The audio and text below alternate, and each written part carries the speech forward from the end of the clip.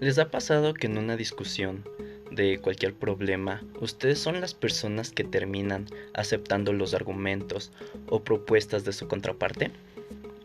Ya sea por querer acabar rápido con la discusión o ponerle un fin a una negociación. Sucede que al hacer esto, muchas de las veces terminamos aceptando cosas que ni nos benefician o ni nos favorecen. Entonces, ¿cómo haríamos que en una negociación de un problema tengamos las mismas ventajas? Mi nombre es Antonio Condoy y el día de hoy les voy a compartir las ideas claves del libro. Sí, de acuerdo. ¿Cómo negociar sin ceder? De Roger Fisher, William Ury y Bruce Patton. Hay que tener en cuenta que negociar no es buscar acuerdos en el mundo empresarial, sino es un intercambio de intereses entre dos personas. La negociación es una realidad de la vida cotidiana, puesto que todo el tiempo estamos negociando. Y esta negociación se divide en dos. Negociación suave, la cual se caracteriza porque su negociador desea evitar los conflictos personales y por lo tanto hace lo posible para alcanzar un acuerdo. En cambio, la negociación dura es cuando el negociador ve cualquier situación como una contienda de voluntades, en donde a veces termina produciendo una respuesta igual de dura, que lo agota a él y a sus recursos, dañando así la relación que tiene con la otra parte. Entre estas dos posturas existe una intermedia, que no es ni suave ni dura, la cual es denominada como la negociación según principios, misma que fue desarrollada en el proyecto de negociación en Harvard.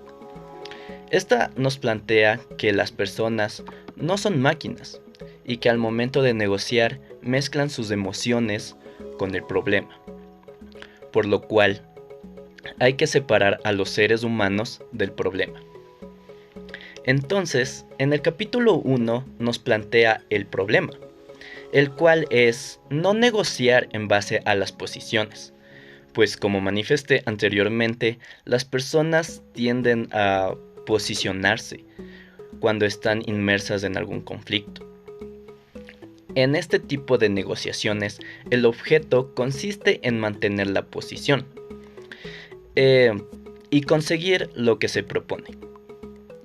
De acuerdo con los autores, negociar en función de posiciones da como resultado acuerdos insensatos, ineficientes y que deterioran poco a poco las relaciones de las partes, si no es decir su totalidad. En este sentido, todo método de negociación debe juzgarse a tres criterios. Tiene que ver sensatez, eficiencia y relación entre las partes. Es por esto que la negociación basada en principios es mejor, porque en esta se negocia desde dos niveles. El primero, la negociación esencialmente tratará sobre el objeto de la controversia, y en el segundo se concentra en el procedimiento o cómo se tratará. Esta negociación cuenta con 4 pilares fundamentales, el cual es 1. Las personas. Separe las personas del problema. 2. Los intereses. Concéntrese en los intereses, no en las posiciones. 3. Las opciones. Genera una variedad de posibilidades antes de ceder a actuar. Y 4. Los criterios. Insista en que el resultado se base en algún criterio objetivo.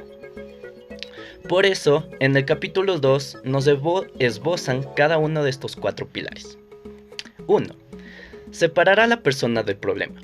Básicamente nos recuerda que no debemos olvidar que estamos negociando con personas y que por tanto las personas tienen sentimientos, emociones y valores.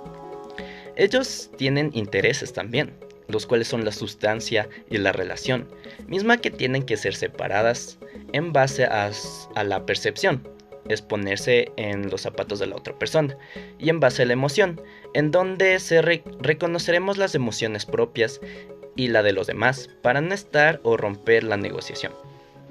Y la comunicación. porque sin comunicación no hay negociación posible. El segundo pilar es concentrarse en los intereses, no en las posiciones. Aquí lo importante es definir los intereses del conflicto, pues ese básicamente es el problema. Y los intereses que podemos identificar como lo más pesado, lo más poderoso, es decir, necesidades básicas, las cuales son seguridad, bienestar económico, sentido de pertenencia, control sobre la propia vida, reconocimiento. En el tercer pilar, el cual es inventar opciones de mutuo beneficio.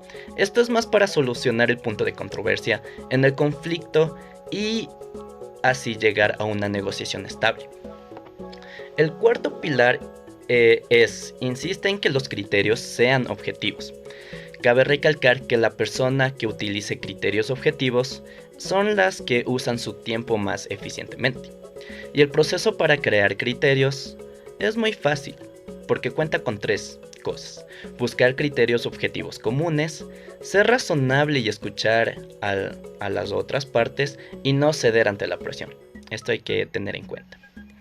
Las dudas más normales que existen en este tipo de negociación las abordan en el capítulo 3. ¿Qué pasa si ellos son más poderosos que nosotros? Con este método no hay forma de asegurar el éxito, pero sí forma de protegernos. Entre esas formas está el MAN, el cual es una mejor alternativa a un acuerdo negociado, porque es flexible, por lo que permite explorar soluciones imaginativas. En lugar de rechazar una propuesta, debemos compararla con el MAN y ver si satisface mejor nuestros intereses o no. Mientras mejor sea el MAN, mejor será el poder. Para encontrar posibles MAN, se mencionan 3 operaciones. La primera es inventar una lista de acciones que se podrían realizar en caso de no llegar a un acuerdo. De esas ideas, mejorar las que parecen más prometedoras y seleccionar en forma tentativa la mejor de estas. ¿Qué pasa si ellos no entran en el juego? Cuando una persona busca un acuerdo que favorezca a ambas partes, otros pueden solo atacar dichas propuestas, buscando un beneficio propio. Se proponen 3 estrategias para fijar la atención, la cual es centrada en lo que nosotros podemos hacer, centrada en lo que ellos pueden hacer, también conocida como el jiu-jitsu de la negociación, y la última centrada en lo que puede hacer un tercero. Ahondando más en el jiu-jitsu de la negociación, es una maniobra de la contraparte, que consiste en afirmar su posición, atacar nuestras ideas y atacarnos a nosotros. Lo que tendríamos que hacer ante esta maniobra es, cuando tenga firme su posición, busquemos mejorarla o averiguar cuál es el principio que esconde, es decir, verla como una posibilidad, no aceptarla ni rechazarla. Cuando ataquen nuestras ideas, no las defendamos, mejor pidámosle un consejo. Y cuando nos ataque a nosotros, desviemos ese ataque para que vaya contra el problema y dejemos que se desahogue. La última pregunta que surge aquí es, ¿qué pasa si ellos juegan sucio? Es decir, ¿qué pasa si la otra parte utiliza mentiras o violencia psicológica en la negociación? Primero, hay que identificar estas negociaciones sucias, las cuales son el engaño deliberado, el cual es una distracción acerca de los hechos. La segunda es la guerra psicológica, el cual es una táctica para hacernos sentir incómodos y que de esa manera deseemos terminar la negociación lo más pronto posible. Y la última son las presiones, amenazas o tácticas basadas en posiciones. Ante todo esto, respondemos de 2 formas: tolerar o responder con las mismas armas. Pero hacer esto no es muy efectivo. Es por esto que se debe aplicar lo que ya les mencioné: separar a la persona del problema, concentrarse en los intereses, no en las posiciones, inventar opciones de mutuo beneficio, insistir en criterios objetivos y por último, acudir al man. Muchas gracias.